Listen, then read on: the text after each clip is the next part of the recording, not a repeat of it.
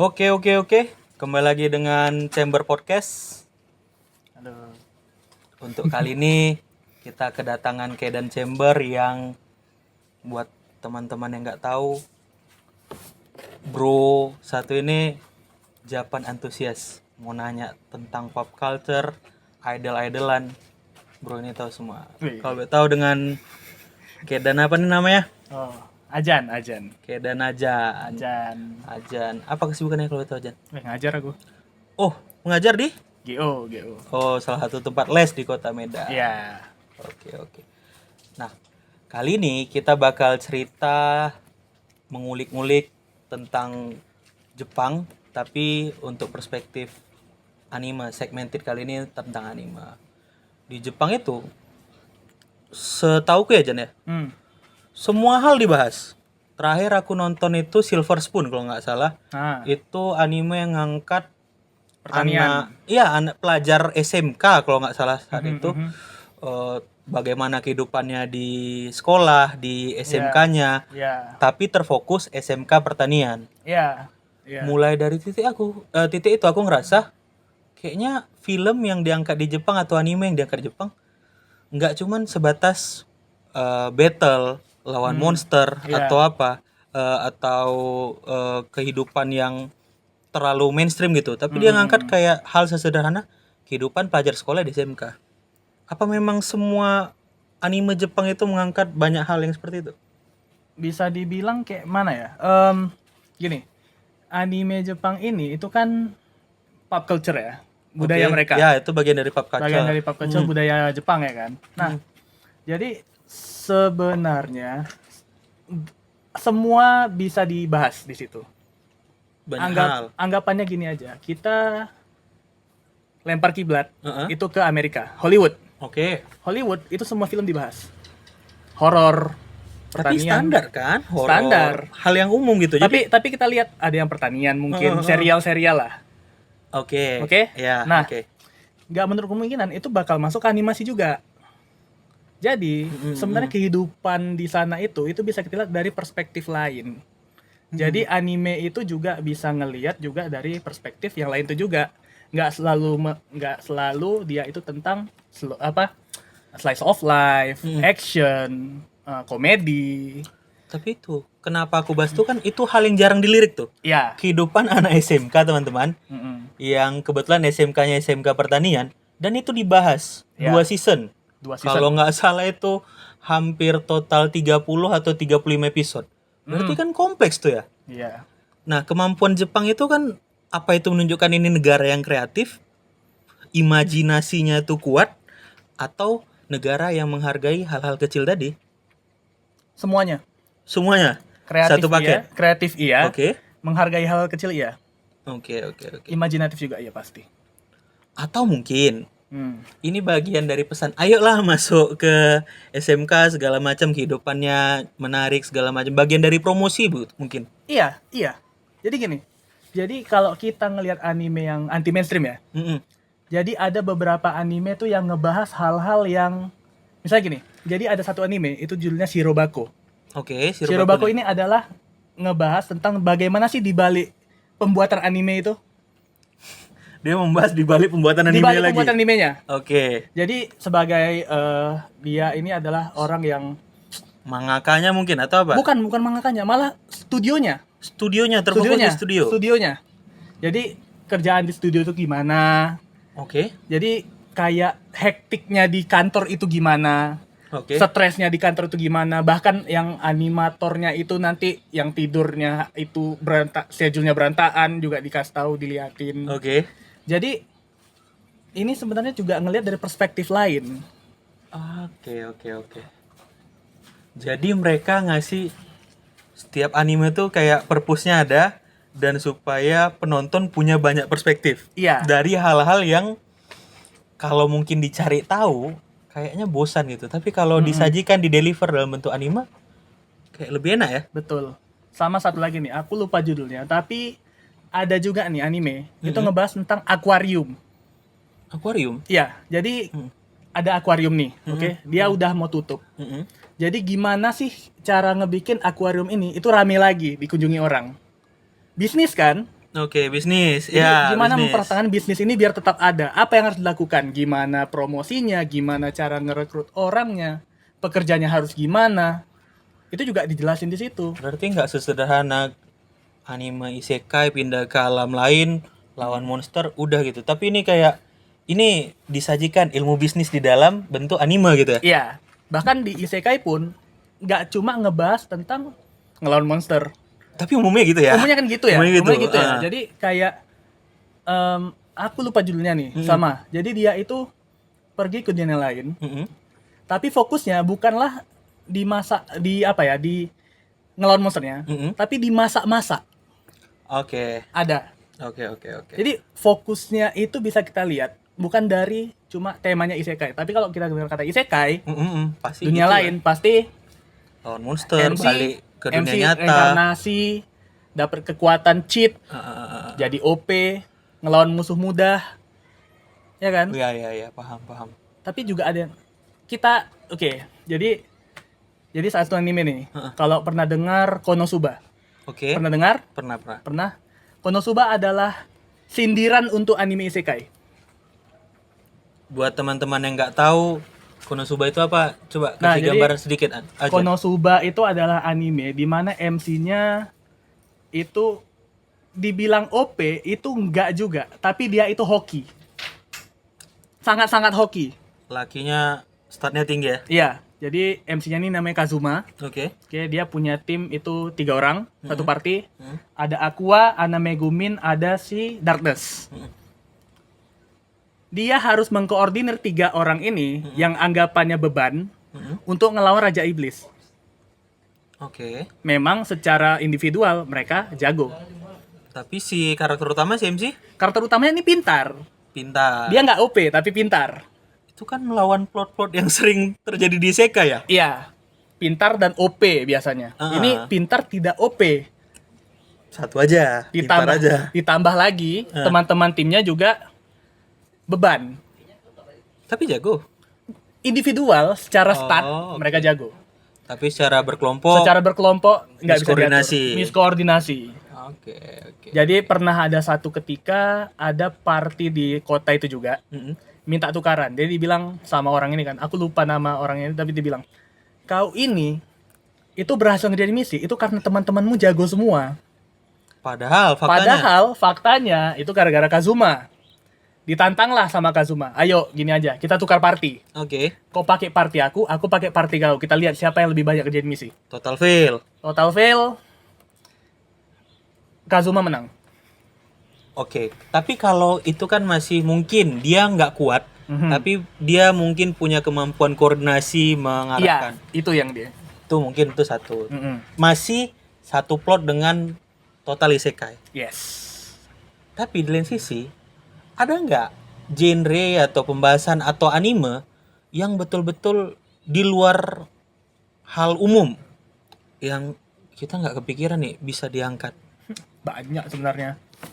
Salah satunya Uma Musume. Uma Musume itu apa? Uma Musume adalah jadi Anime tentang apa itu? sebenarnya ini adalah project game. Project game. Project oke. game yang dia itu untuk mengangkat lagi pacuan balap kuda yang ada di Jepang. Dengan cara mengubah kuda-kuda yang ada ini sebagai karakter anime dan cewek semua. Balap kuda. Balap kuda. Sesederhana balap kuda dijadikan anime. Balap kuda dijadikan anime. Dengan tujuan tadi untuk mempromosikan budaya berarti. Mempromosikan, iya, mengenalkan kembali. Kayak apa ya? Untuk promosikan budaya tuh mereka effort gitu dijadikan anime ya. Ada ceritanya ya. Ada. Nah, yang ngebikin Uma Musume ini, jadi gini, Uma Musume itu awalnya memang project game. Dan rencananya itu bakal dirilis seharusnya 2018. Oke. Oke, sebelum Covid lah ya kan. Nah, cuma karena ada satu dan lain hal, trouble dan lain-lain, seharusnya ini dia rilis barengan dengan animenya season 1. Oke. Oke, jadi Yang terjadi? Yang terjadi adalah anime duluan dan diundur nih rilis gamenya. Diundur jadi 2018 akhir, diundur lagi jadi 2019 akhir, diundur lagi sampai 2020 dan akhirnya dirilis tahun 2021 atau 2022. Di momen-momen Covid lah ya. Lewat Covid. Covid lah dikit. Nah, cara mereka itu agar tetap hype lah orang-orangnya. Mereka itu ngebikin kayak channel yang isinya adalah karakter-karakter yang ada di anime atau game Uma Musume ini. Jadi apa yang spesial maksudnya? Cuman kan ini cuman balapan kuda. balapan kuda, iya balapan kuda. Maksudnya kan pasti ada intrik, standar pembuatan anime ataupun game pasti konfliknya ada, intrik antar karakter mungkin. Iya. Itu gimana kalau gitu? Nah, Di Uma Musume ini. jadi Uma Musume ini bedanya adalah semua hal yang ada di animenya kayak apa ya? Hubungan Plot, alur ceritanya atau Kita hubungan antar karakter. hubungan antar karakter. Hubungan antar karakter itu biasanya digambarkan hampir mirip dengan kuda aslinya. Gimana sifat kuda maksudnya? Jadi gini. Kita ambil satu contoh. Oke. Jadi ada kuda yang namanya itu Daiwa Scarlet Oke. dan Vodka. Vodka, oke. Oke. Nah, untuk yang nonton bisa dicari sendiri. Oke. Nah, Daiwa dan vodka. Daiwa Scarlet dan Vodka. Nah, Itu kudanya asli ada. ada asli. Nah, dan mereka ini rival. Oke. Tapi rivalnya adalah pemilik mereka yang rival. Oke. Nah, digambarkan di animenya mereka rivalnya. Oke, agak dikonekkan lah ya. Dikonekkan. Connecting line ya. Dan hampir semua balapan yang ada di animenya itu hampir 100% mirip dengan balapan yang terjadi di dunia nyata. Termasuk announcernya, komentar yang diucapkan di animenya atau di game, di animenya itu mirip, hampir mirip. 100% Sama dengan kejadian nyata. nyata. Berarti ini secara cerita udah pacuan kuda yang sudah berlangsung lama. Ya. Kemudian ada wacana, ayolah kita balikkan lagi, kita promosikan lagi. Seperti itu ya gambarannya ya. Dalam bentuk anime dan game. Anime dan game. Berarti Dan komik juga. seandainya di Indonesia seharusnya bisa banyak anime yang diangkat dari budaya seharusnya. Pacu jalur mungkin yang lagi tren atau Bisa. kuda jarang kepang, kuda lumping segala macam. Lumping bisa. Ya kan karena mereka aja sesederhana itu diangkat gitu Iya. dari pacuan kuda. Kita ini sebenarnya bisa banyak kalau kita Indonesia ya. Itu banyak. Apa sih namanya? Yang ditarik sama kerbau di sawah? Karapan sapi. Karapan sapi, Ah. ya kan? Itu bisa kita bikin. Kadang plot-plot yang atau cerita-cerita yang menurut kita itu kayak kayaknya nggak mungkin masuk ini. Tapi kalau dieksekusi dengan bagus, jalan. Oke, berarti ini bukan cuman project sekedar nostalgia ya, tapi diseriusin ya. Iya, seriusin. Sangat-sangat seriusin. Nah, fakta unik. Jadi tahun ini kalau nggak salah ya, tahun ini bisa cross check. Itu bakal ada balapan kuda tertua di dunia yang diadakan di Prancis atau di Eropa. Sponsor utamanya, salah satu sponsor utamanya adalah yang buat Uma Musume. Jadi mereka akhirnya mensupport semua perlombaan atau budaya untuk melestarikan pacuan kuda tadi. Iya. Bayangin. Dengan ide yang biasa orang anggap konyol. Konyol ya. Iya. Anime gadis kuda balapan di jalur balapan. Siapa yang mau nonton? Oke. Kalau kita sebagai orang umum ya, orang umum. Cuma nengok cewek balapan kok. Ya standar kalau kita nggak tahu historisnya ini cuma lomba lari perempuan gitu. Lomba lari, cewek lomba lari di lintasan. Udah. Tapi kan akhirnya yang disajikan sejarah panjangnya Jepang. Sejarah panjang. Ini pacuan kuda sebenarnya. Pacuan kuda. Tapi biar menarik, mungkin ada personifikasi jadi manusia. Iya. Intriknya ada. Iya. Bahkan jujur-jujuran aja nih. Aku gara-gara Uma Musume itu banyak tahu cerita-cerita pacu jalur kuda-kuda pacu jalur yang ada di Jepang. Cerita gimana kalau itu? Jadi kayak tadi Daiwa Scarlet sama Vodka. Oke. Terus ada satu insiden dengan kuda tercinta kita semua, Gold Ship, yang merugikan hampir 12 miliar yen. Pada saat itu memang nyata terjadi. Nyata kejadian 2012 kalau nggak salah atau 2000 ini. Apa kerugiannya disebabkan kenapa kalau itu? Gara-gara, nah jadi gini, Gold Ship ini adalah kuda yang bisa dibilang sangat-sangat dicintai. Mm-mm. Oke. Satu saat Dia MC-nya gitu atau gimana? dia bukan MC. Kalau di anime bukan dia MC-nya. Dia hanyalah karakter sampingan, NPC dibikin. Nah, dia ini adalah kuda yang dimana dia lari lebih cepat pada saat dia larinya lebih cepat pada saat pensiun daripada pas masih balapan. Ketika prime enggak? Ketika prime standar, tapi begitu dia pensiun, yang ngurus nih ngeliat kok lari si kawan ini kok lebih cepat sekarang daripada pas masih balapan. Konflik itu atau kondisi itu diangkat juga ke game ataupun ke anime ya? Itu enggak. Itu enggak ya? Itu enggak. Tapi Cuma, itu fakta. Itu fakta yang menarik dari Gold Ship ini. Nah, balik lagi ke insiden 12 juta yen. Jadi insiden ini terjadi karena Gold Ship ini itu berantem sama kuda sebelahnya. Ketika pas pacuan atau ketika dia pas pensiun? balap pas masih di start. Oke. Gara-gara itu dia ini adalah orang, jadi Momen saat dia prime ini. momen saat dia prime. Oke. Momen saat dia prime. Dia ini lagi berantem sama kuda di sebelahnya. Ya kan? Jadi gara-gara itu dia telat mulai balapan. Dan dia berakhir finish di posisi kedua terakhir. Dari dua terakhir, dari belakang. Kerugiannya kerugian individu kah atau kerugian Kerugian ya kalau kita ngomong pacuan kuda Jepang nggak jauh ya? nggak jauh dari judi ya.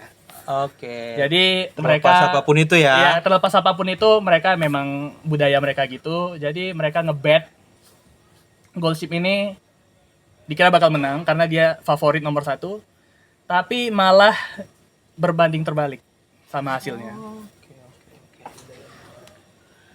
Balik. Ini mungkin hal yang sedikit sensitif. Dengan popularitas anime Jepang, habis itu kita ambil case Uma Musume mungkin ya, mereka mempromosikan budaya segala macam. Ya. Ini menjadi agenda mereka untuk mengenalkan Jepang kepada dunia kah? Iya, pasti. Dan itu terbukti dengan banyak yang menggandrungi Jepang. Iya. Oke. Secara khusus kita ambil peminat pacuan kuda sekarang itu naik. Oke, terlepas dari pacuan kudanya, apakah ini bagian dari infiltrasi budaya? Orang mungkin jadi lebih mengagung-agungkan budaya Jepang ketimbang budaya negaranya sendiri, terlepas mau Indonesia atau segala macam gitu. Sebagai seorang Japan antusias lah, memandang ini secara subjektif lah. Kalau dari aku sih enggak juga. Enggak juga. Karena jadi gini, tiap negara budaya beda-beda. Kita nggak bisa nyamain budaya kita sama budaya orang lain. Makanya meskipun ya sekarang itu kalau kita ambil Jepang, mereka itu memang paling ngeri. Mereka itu menyebarkan culture mereka melalui apa? Film, anime, musik juga, ya kan? Apalagi idol. Oke. Idol. Nah, Idol ini kayak JKT48 gitu. JKT48 ya. Kan udah ini juga kan sekarang. Meskipun ya lagi agak redup lah bisa dibilang kan. Nah, tapi ya sebenarnya ke pribadi masing-masing juga gimana nerimanya. Berarti secara subjektif Ajan ini bukan bagian dari infiltrasi budaya, tapi ini bagian dari mengenalkan Jepang supaya makin banyak orang yang tahu Jepang tuh punya keberagaman budaya yang panjang lah ya. Iya.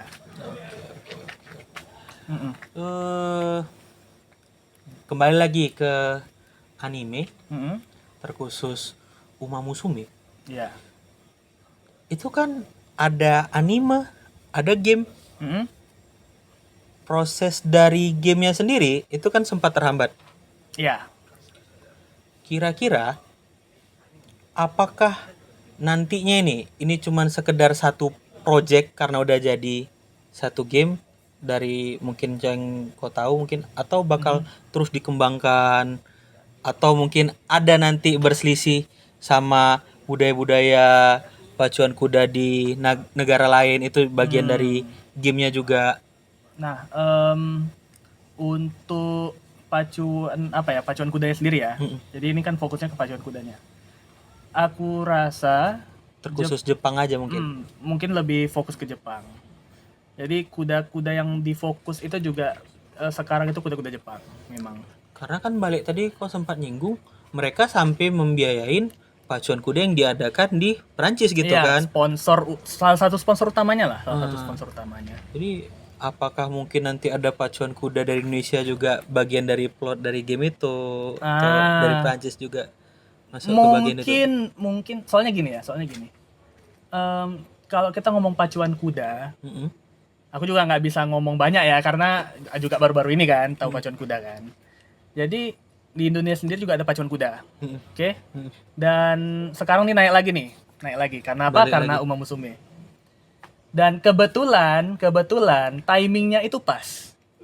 Kenapa pas? Timingnya pas, kenapa? Karena Indonesia akhirnya mendapatkan salah satu kuda Triple Crown setelah 11 tahun. Apa itu kuda Triple Crown? Biar teman-teman dan aku juga tahu. Kuda Triple Crown adalah kuda yang memenangkan 3 balapan G1 secara berturut-turut. G1 itu adalah balapan kasta tertinggi Di pacuan kuda. Internasional Nggak internasional. di Indonesia aja. Di Indonesia-nya. Oke. Dan akhirnya dapat kuda yang mampu mendominasi Di tiga kompetisi. tiga balapan. Oh, 3 balapan. 3 balapan. Dan Ada masa depan nih sepertinya untuk iya, untuk pacuan kuda kita karena mulai rame lagi ya kan, banyak lagi yang ngelihat pacuan kuda, dan kebetulan admin balapannya juga notice dengan Uma Musume. komunitas Uma Musume, jadi aku rasa bakal lanjut nih. Salah satu FOMO yang bagus. Oke. FOMO yang bagus memang. Berarti panjang nih kaitannya dari anime, game sampai ke kompetisi di dunia nyata ya. Iya, kompetisi itu juga.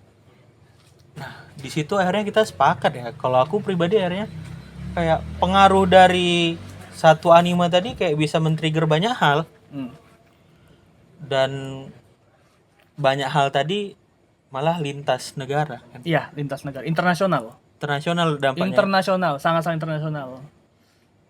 Oke. Jadi buat teman-teman kalau mungkin penasaran sama cerita Ajan terkait Uma Musume, bisa dicek ya Ya, dicek aja. di platform streaming mungkin, Streaming. atau mau coba baca dulu manganya Manganya juga. bisa. Manga ada ya?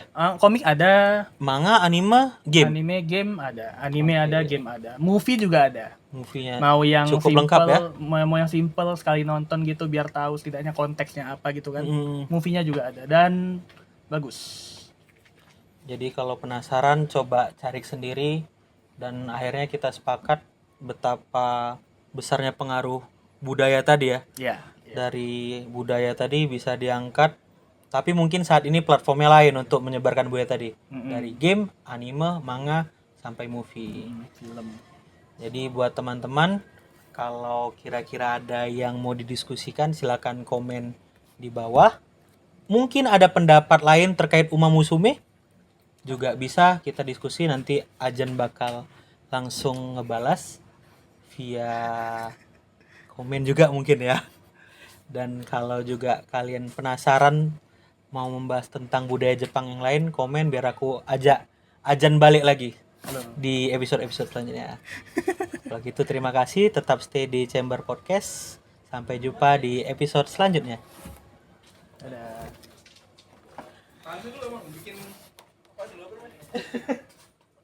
Thumbnail.